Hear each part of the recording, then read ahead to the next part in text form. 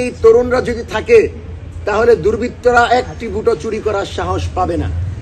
সুতরাং তাদেরকে যদি না দেয়া হয়, আমরা মনে করি সরকার এমন একটা ইঞ্জিনিয়ারিং করতে চায় যে বিএনসিসি তরুণরা থাকলে সেটা তারা করতে পারবে না।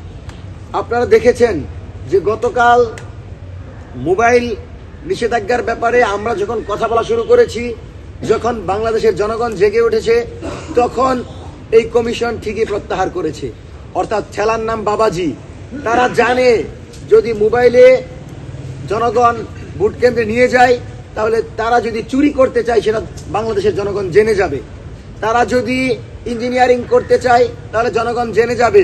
সেজন্য তারা মোবাইল সবচেয়ে সুস্বাদু হালিম রাঁধুনি হালিম, হালিম হোক রাঁধুনি হালিম নেয়ার ব্যাপারে নিষেধাজ্ঞা দিয়েছিল, কিন্তু জনগণ যখন এটাকে প্রতিবাদ করেছে ঠিকই তারা পরিবর্তন করে দিয়েছে।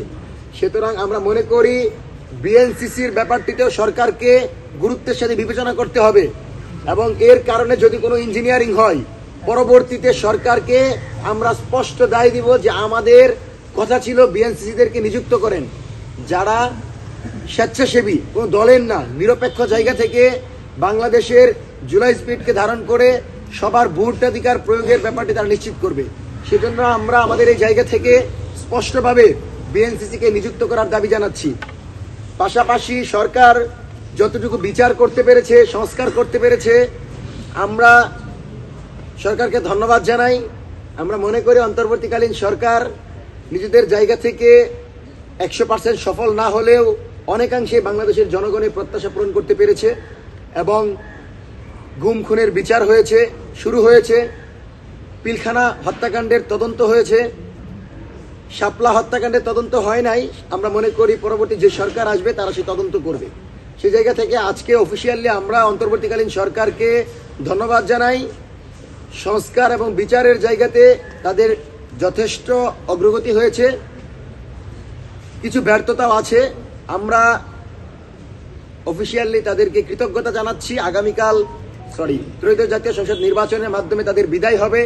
যারা দায়িত্বে ছিল তারা তাদের হিসাব নিকাশ পেশ করবে বলে আমরা মনে করছি। যারা হিসাব নিকাশ পেশ করে জবাবদিহিতা করে নিজেদেরকে স্বচ্ছতা প্রমাণ করতে পারবে আগামীতে বাংলাদেশে, তাদের জন্য আমরা অপেক্ষা করব। তারাও আগামীর বাংলাদেশ বিনির্মাণে ভূমিকা রাখবে।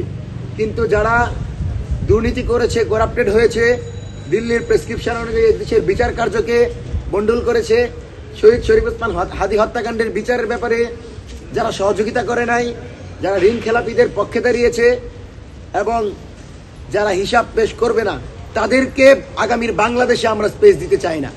তাদেরকে নির্বাচনের পরে বিচারের মুখোমুখি করা হবে এবং এতে যদি কোনো ছাত্র উপদেষ্টা দুর্নীতিতে জড়িয়ে থাকে নির্বাচনের পর তাদেরকেও বিচারের মুখোমুখি করা হবে। কিন্তু বিচারের সাথে আপোষ করে আগামীর বাংলাদেশে কোনো রাজনীতি তৈরি করতে আমরা দিব না। পাশাপাশি শহীদ শরীফ ওসমান হাদি হত্যাকাণ্ডের ব্যাপারে সরকার ইতিমধ্যেই জাতিসংঘকে চিঠি দিয়েছে। আমরা মনে করি জাতিসংঘ তদন্ত রিপোর্ট প্রকাশ করার পাশাপাশি বাংলাদেশের সরকারও একটি রিপোর্ট করবে, তদন্ত কমিশন করবে।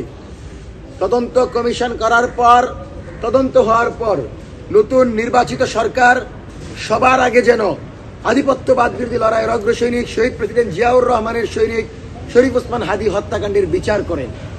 যেই শহীদ শরীফ ওসমান হাদি সর্বপ্রথম বলেছিলেন যে শহীদ প্রেসিডেন্ট জিয়াউর রহমানের বাংলাদেশকে আমরা কখনোই দিল্লির তাবেদার হইতে দিব না।